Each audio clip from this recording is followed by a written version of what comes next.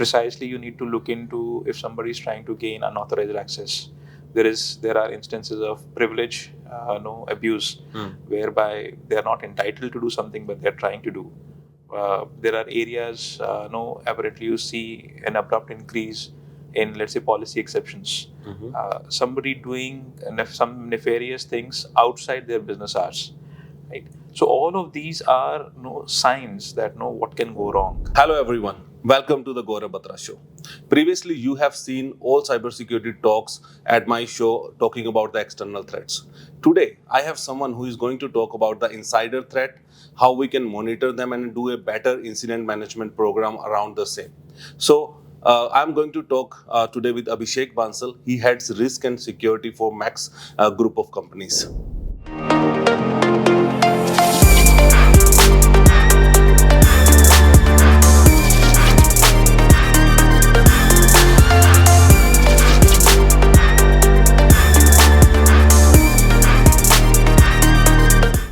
Hi Abhishek, welcome to the Gaurav Batra show. Thank you, Gaurav, for having me on the show. Thank you, but I think Delhi is quite hot, not treating me well. But anyways, the important what topic which we are going to talk about is, I think, quite important for the audience, organization, and everyone.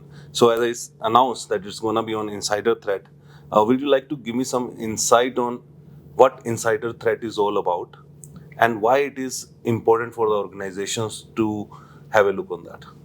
So a very pertinent topic, Gaurav, because organizations are more focused always on what is coming in from outside. There is a lot of talk about hackers hacking organization. It hits the media. It actually catches the attention. But seldom there is no news, what has gone wrong inside. And apparently why it is important, because employees and your other staff, whether it is retainers and likewise, for their job roles, they have access to your core systems, access to the information which is very pertinent to the organization. Exactly. So just imagine, right, this organization information going outside, and eventually it is not because somebody has hacked, because somebody has gone rogue, or unintentionally, the person is able to kind of divulge the information. So when somebody divulges this information unintentionally, or it is like a disgruntled employee, which I mentioned, like somebody going rogue, is sharing the information outside. That is called insider access. Okay, and why you think it's quite important? Like we have to monitor insider threats, and compared to external, insider is more critical. So you trust your insiders, right? You trust your employees. Yes. And eventually you give them accesses which are not available to anybody outside the organizations. So when you trust them, apparently they are the ones who are dealing with your sensitive information, dealing with the company confidential information, right? Yeah. They will have insights about proprietary data, IPRs. So whatever sensitive you can think about is practically there with them. Now, both from, if I just mentioned now, unintentional, say for example, somebody is befooled. These days there are a lot of social engineering scams where somebody can get an email, somebody can get a phone call, and any such mechanism, nefarious mechanism through which somebody is befooled to kind of sharing the information outside. Or I would call it as a CISO's nightmare. If a hacker actually colludes with an insider, a disgruntled employee, and say, fine, I don't really need to barge into the boundaries. Why don't you take some proceeds and let me it?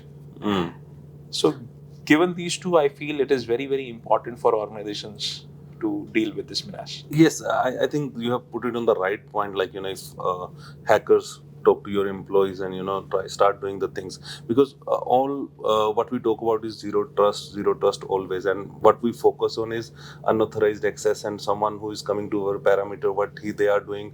We are putting a lot of tools and technologies over there. But specifically when it comes to the insider, what all we need to monitor? I think a very pertinent question, very profound one, because it's easier said than done. Yeah. You can have some bit of monitoring. Precisely, you need to look into if somebody is trying to gain unauthorized access. There are instances of privilege, abuse, whereby they are not entitled to do something, but they are trying to do. there are areas, apparently you see an abrupt increase in, let's say, policy exceptions. Somebody doing some nefarious things outside their business hours, right? So all of these are signs that what can go wrong. Now one can actually extrapolate and see, precisely, if I may say, how do you look into your employee surveys from an insider threat perspective? Okay. Typically, organizations do employee surveys, but they primarily do from a retention standpoint. They primarily do so from how organization policies are actually, playing their role.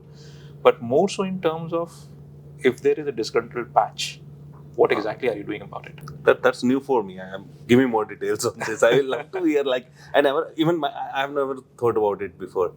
So, if there is a patch, there is any function or there is any sub-function, which is actually demonstrating their displeasure as part of the satisfaction surveys, and apparently hardly being done anything, or the steps which organization is taking is not really helping them out. So one way is definitely what people perceive as that a disgruntled employee will kind of leave the organization. But these days are the days of social media where people have actually outreach to different places. And it is very easy for somebody who is doing a recon to identify such people, to identify patterns. In fact, if you see, organizations do this kind of analysis for primarily seeing the voice of customer, but they seldom analyze the voice of employee on these forums. So when you really see somebody disgruntled, so if a hacker can spot out, they can actually reach out, and reaching out is not really difficult these days. A lot can be done. So I believe these. Another area could be which organizations do take care is about looking into the whistleblowing mechanism. But is there again a pattern which you can spot over there? Okay. So these are some things which are different from, if I may say, what is being practiced. So what generally companies practice is they'll deploy DLP tools to spot any data leakage instances. They'll deploy user entity behavior mechanisms to really spot if there is any aberration to what is being done, right? And they will also monitor some things about privileged accesses. So I think all these three put together, and definitely the universe of tools is expanding. People are going towards zero trust, implementation of zero trust technologies. So all these put together is something which, in my view, where organizations should spend their energies in kind of monitoring this threat. I think you have quite extensively have covered that what all need to be monitored. But do you think today organizations have the right kind of incident management processes in place that even if they monitor it, they can do action on this? I think a great question. Right. Again, let me give a paradox. People generally talk about mean time to detect, mean time to respond in that parlance. But once the incident is detected, how swiftly do you act on it? For example, right, employees at right in every organization. Do you really monitor 6 months before somebody is at writing? Or do you really monitor any incident once it has been done? I mean, do you do it for all roles? Do you do it for critical roles? I think this is more a point to ponder upon. But just imagine if it is, let's say, a last day of an employee, almost 11th hour, he's trying to do something, and the DLP traps it. But eventually, your incident investigation, now because it engages an employee, it is such long process that by the time his last day is done, his FNF is done, I mean, no, you are still investigating. Then you should actually think through, is it something you need to stitch together? So I think the speed of response, speed of investigation does make sense, and one needs to prioritize, especially for critical roles, especially for iterated cases and likewise. Sure, I maybe like to know more best practices on this from you. But before that, I know insider threats. One is of course a financial angle. People get there, or sometimes I've seen people are getting trapped into this. So one of the case study which I have heard is that the kids of one high-profile person, were trapped through a gaming channel, and that's what is sextortion-based case, and some videos were recorded, and they asked that you talk to your father, and we need the admin access of the organization. Okay, so that is how the trapping things are happening. Maybe you will like to, if you know anything you have seen in the industry, or what are the other motivations for the insider threats or Okay. for insiders? Yeah. So I think you have taken an extreme example. We don't really hear similar examples very often in the industry. This is more about taking somebody to ransom to kind of divulge the details, right? And apparently it But depends. that's happening. It's already LinkedIn.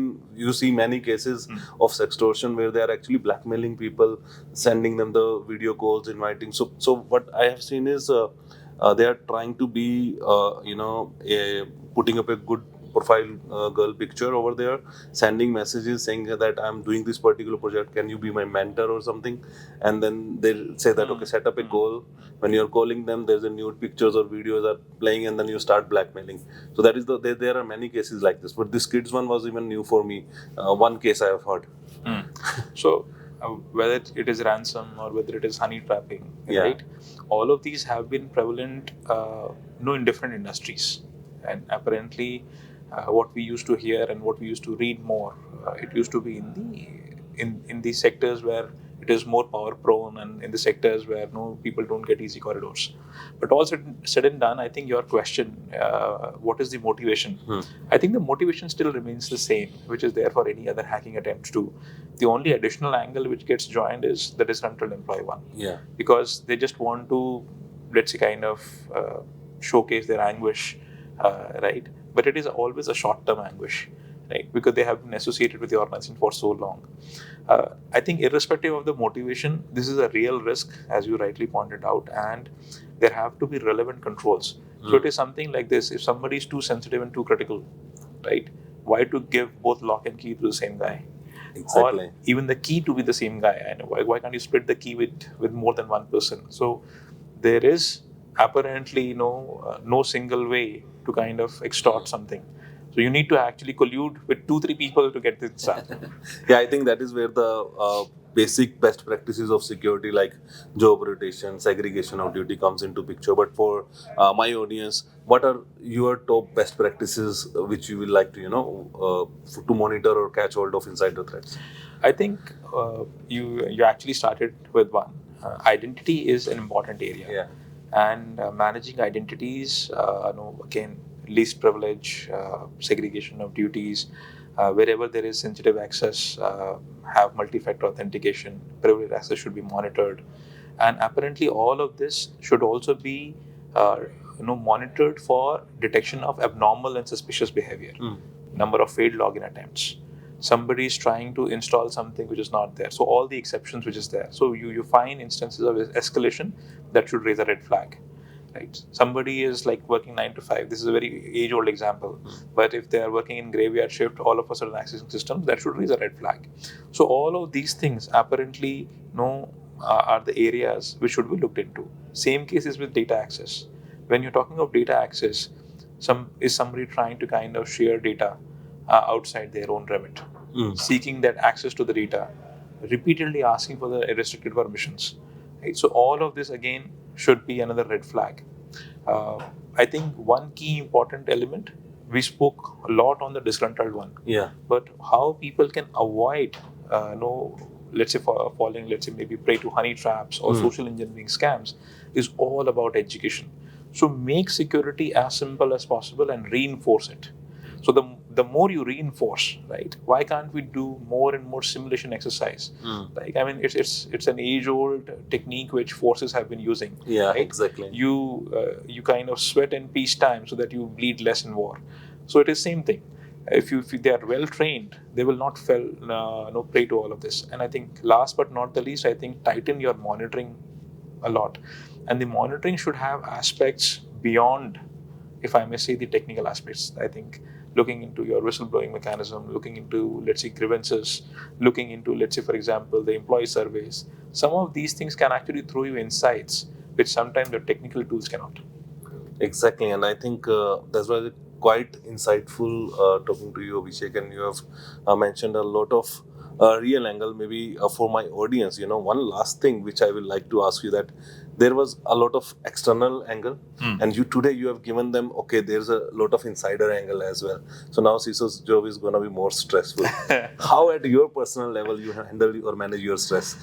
So whatever I have spoken about in terms of best practices, we kind of have our honest endeavor in terms of implementing those, whether it is tech solutions, whether it is, let's say, practicing. So what we do is we have layered security in terms of testing the controls which are in place. So this is more so I kind of talk internally to my team and my tech teams put together. Practically, when we onboard a solution, we believe that solution will deliver what he has or she has promised. Can you really go with that premise that no, they can also falter? So we build a layer on top of it. So for example, I mean, as simple as that. If you're doing, let's say, for example, VAPT testing, security vulnerability and assessment testing. Now, whether you do it in-house or you do it with a vendor, right? You practically check through an additional layer of, let's say, maybe a red teaming or a private bug bounty with a different audience. Now, I mean, you can actually go to the third layer and you can go and onboard, let's say, maybe a breach attack simulation to really see whether this is working or not. So I'm not saying be paranoid, right? let's not construe to that, but having a layered check-in mechanism in terms of, so when we are applying zero trust, it has to be everywhere, right? And then you will have a foolproof environment. So what I'm actually talking about in the last sentence is all about checking the premise that even the solutions you have deployed are working to that capacity. Because precisely there are two problems. One, I used to say it again, we were discussing it before.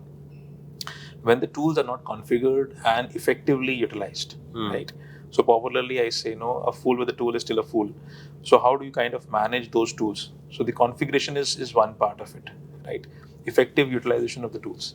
And second is the promise made by the tools. Because today, on an average, a CISO would have about 40 to 50 solutions, right? If an hack happens, you can't really blame OEM 1 versus OEM 2. Okay. Whether it is within the blind spot of the two solutions, whether it is a problem of solution 1 or solution 2. So that's where checking the premise that the effectiveness of the solution is rendering value to you is of the utmost priority. I think rest is the best practices all across the domains which need to be awesome. I think I love talking to you on this particular topic, and I think you have we can go on and on, and I think this is a really precise information which I was looking forward from the insider threat, and I think that's going to be a wonderful insight for my audience, and they must leverage this learning from you. So everyone, I think there's a lot of things we have talked about it. So tools, you can actually check previous session on security investment, and then next week I'm going to come with the cybersecurity skill gap as well, which actually, whatever Abhishek has mentioned on tools and skill gap, we will covering that up in the two different sessions. So Abhishek, thank you for joining in, and I have a ritual to do. So here's the GB show goodies. Thank you, and guys, I'll see you in the next episode. Till then, take care and enjoy. Be safe.